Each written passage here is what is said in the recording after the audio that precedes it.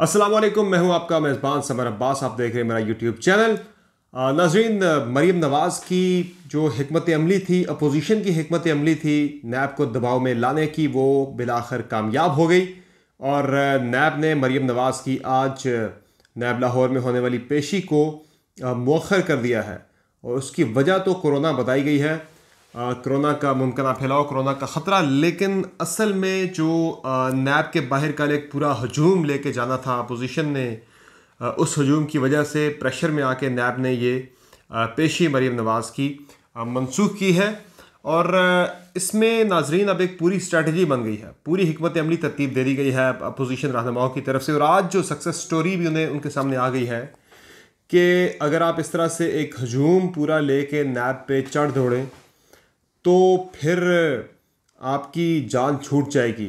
और इसका मतलब तो अब बिल्कुल बड़ा वाज़ेह तौर पर यह नज़र आ रहा है आज के इस वाक़े से कि अब कल को आसिफ अली जरदारी साहब हों, बिलावल भुट्टो जरदारी हों, फरियाल तारपुर साहबा हों, मौलाना फजलुर रहमान साहब हों, या फिर कोई भी अपोजिशन का रहनुमा, उसे अगर नैब की तरफ से तलबी का नोटिस जारी किया जाता है तो फिर अपोजिशन के सारे लोग पीडीएम के वहाँ पे अपने कारकुनों के हमरा पहुँच जाएंगे। कोई 15-20 हज़ार लोग ले जाएं तो बड़ा उससे माहौल बन जाता है। तो क्या वो पेशियाँ इसी तरह से कैंसिल होती रहेंगी? गो के गवर्नमेंट की तरफ से कंटेनर्स लगाए गए, नैब लाहौर को रेड जोन डिक्लेयर किया गया और इसके साथ साथ रेंजर्स की तैनाती भी की गई। लेकिन इस सारे कुछ के बावजूद ये पेशी जो है कैंसिल होगी। इसका एक और पहलू ये भी सामने आ रहा है कि चूँकि मरीम नवाज़ जो हैं उन्होंने ज़मानत कबल अज़ गिरफ़्तारी भी करवा ली है, लेकिन उस पर उस राय के साथ में ज़्यादा एग्री नहीं करता कि ये ज़मानत कबल अज़ गिरफ़्तारी करवा ली थी, नैब गिरफ़्तार नहीं कर सकता था, इसलिए नैब ने उनकी पेशी मौखर कर दी। तो नाजरीन, इस पर मैं पहले भी बता चुका हूँ आपको कि ये जो केस है चौधरी शुगर मिल्स का, इसमें मरीम नवाज़ पहले ही ज़मानत पर है, नैब उनकी ज़मानत कैंसिलेशन के लिए अदालत में गया हुआ है। तो इस राय से मैं एग्री नहीं करता। और दूसरा जो प्रॉपर्टी वाला मामला है 1440 कनाल अराजी का, उसमें भी गिरफ़्तारी का कोई ऐसे सर्कमस्टांसेस नज़र नहीं आ रहे थे कि गिरफ़्तारी अमल में लाई जा सके, और इसलिए गिरफ़्तारी वाला मामला तो नहीं। अलबत्ता ये नैब और नैब के बाद जो हजूम वाला मामला है उसमें कोई भी कल मुश्तैल मुजाहिरीन किसी हद तक भी जा सकते थे। आपने देखा पहले 11 अगस्त 2020 को भी ये वाक़या हो चुका है, रनुमा हो चुका है, किस तरह से नैब के बाहर हुल्लड़बाजी हुई थी, पथराव हुआ था, नैब बिल्डिंग के शीशे टूट गए थे। इसलिए आज नैब के हुक्काम घबरा गए हैं। दूसरा, जब कोरोना एसओपीज़ की बात की जाती है, कोरोना एसओपीज़ को मद्देनज़र रखते हुए नैब में पेशी मरीम नवाज़ की तो मौखर कर दी जाती है, लेकिन उसी कोरोना एसओपीज़ को वायलेट करते हुए प्राइम मिनिस्टर इमरान खान साहब बनीगाला में बंद कमरे में पार्टी के रहनुमाओं के साथ और हुकूमती टीम के साथ वो मुलाकात करते हैं। रहनुमा क्या, हुकूमती टीम है, मीडिया टीम के साथ। अब आज प्रोग्राम में जब मैंने ये सवाल रखा सदाकत अली अब्बासी साहब के सामने, जो कि वज़ीर-ए-आज़म के तर्जुमानों की कमेटी का हिस्सा भी हैं, तो उन्होंने बड़ा उस पर मासूमाना सा जवाब दिया। मैं उसे मासूमाना जवाब ही कह सकता हूँ कि देखें जी, वज़ीर-ए-आज़म को कितनी फ़िक्र है कि वो महंगाई और अवामी मसाइल के लिए वो कैसे बैठे हुए हैं और बीमारी के बावजूद वो मीटिंग्स चेयर कर रहे हैं। तो सदाकत साहब को मैंने इतना ही जवाब दिया था, आपके सामने भी वही जवाब मैं रखता हूँ कि मीडिया टीम बैठी थी, कोई इकॉनमी की टीम नहीं बैठी थी। इसलिए बड़ा वाज़ेह है कि ये इसका मकसद जो है वो अवामी इशू नहीं थे बल्कि दीगर इश्यूज़ थे। बहरहाल KPK के अंदर तब्दीलियाँ आ रही हैं, काफ़ी हद तक उखाड़ बिछाड़ हो रही है ब्यूरोक्रेसी के अंदर।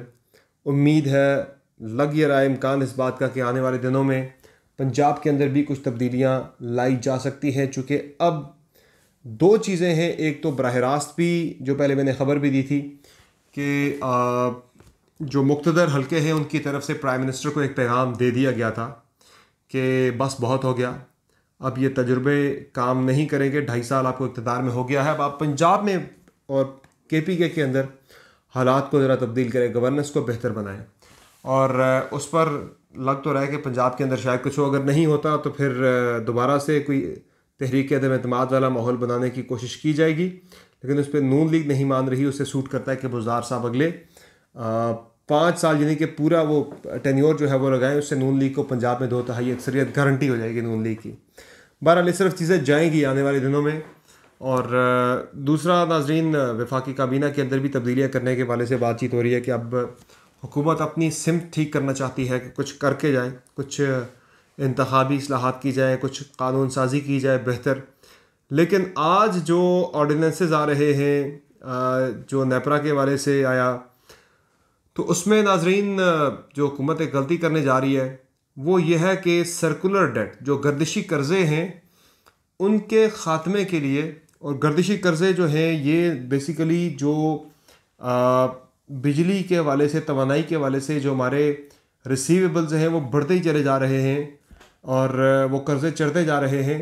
और 2300 अरब जो है वो क्रॉस कर गए हैं पाकिस्तान तहरीक इंसाफ के दौरे हुकूमत में अब तक, और इससे मज़ीद ऊपर जाने का 2800 अरब तक जाने का इनका इम्कान है गर्दिशी कर्ज़ों का। इसलिए उन गर्दिशी कर्ज़ों को कम करने के लिए भी ये हिकमत अमली सामने आई है कि जो टैरिफ है यानी बिजली की जो कीमत है वो बढ़ा दी जाए। तो ये एक बड़ी फाश गलती हुकूमत करने जा रही है। अगर टैरिफ बढ़ता है, इससे पहले पाकिस्तान तहरीक इंसाफ की हुकूमत 2.5 साल में तकरीबन बिजली की कीमत में 5 रुपये 90 पैसे तक का इजाफा कर चुकी है।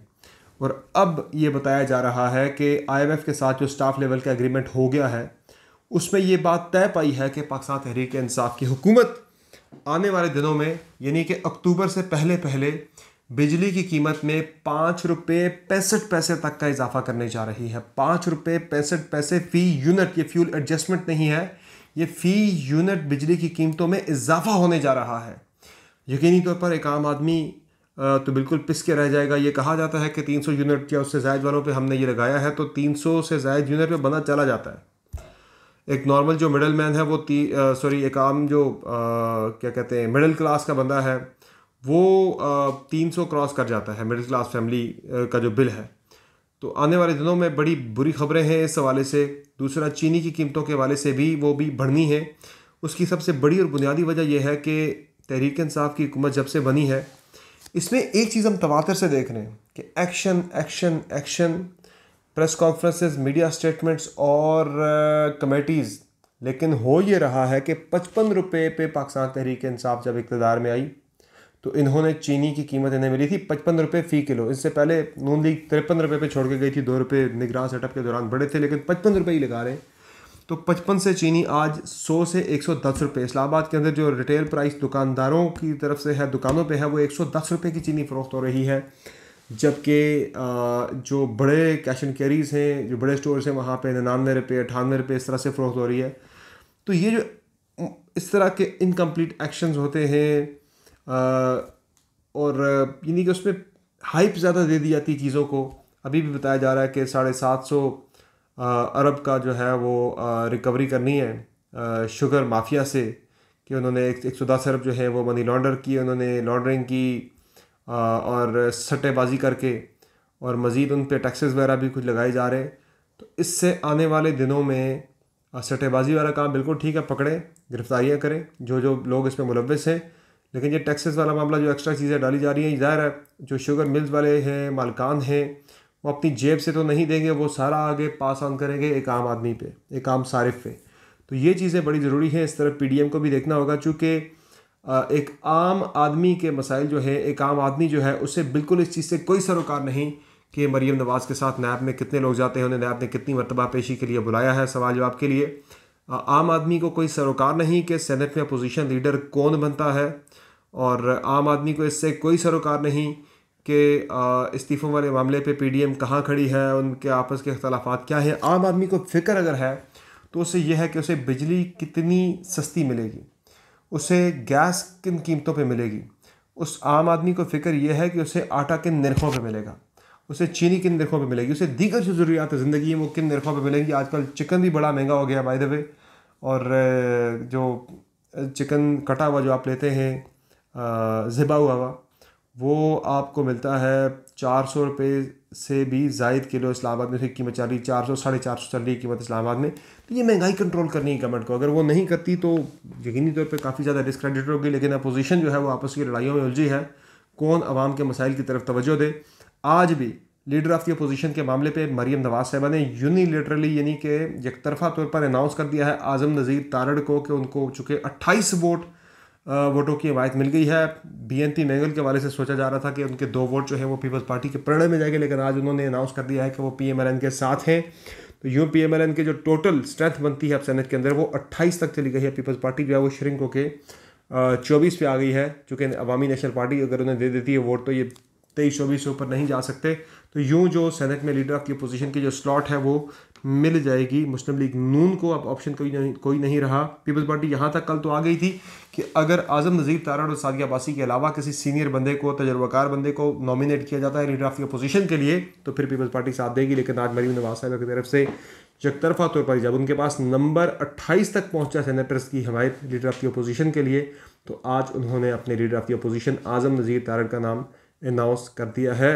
आने वाले दिनों में ये देखना होगा, अपोजिशन को अपनी सिम दुरुस्त करना होगी कि जो डेमोक्रेसीज़ होती हैं उनके अंदर जो गवर्नमेंट होती है उसको बड़ी फ़िक्र होती है, बड़े प्रेशर में होती है। वो अपोजिशन की तरफ से जो भी गवर्नमेंट फैसले करती है उस पर अपोजिशन की तरफ से सख्त चेक होता है, बड़ा दबाव होता है। लेकिन हमारे मुल्क के अंदर जो अपोजिशन है वो एक दूसरे पे चेक रखे हुए है, एक दूसरे के दबाव में है। गवर्नमेंट को किसी किस्म की इस वक्त टेंशन या कोई प्रेशर जो है वो टफ़ टाइम अपोजिशन की तरफ से नहीं मिल रहा। वो अपनी ज़ाती लड़ाई में उलझे हुए हैं और आम आदमी जो है वो महंगाई की चक्की में पिसता जा रहा है। समर अब्बास को इजाज़त दीजिए। अल्लाह हाफ़िज़।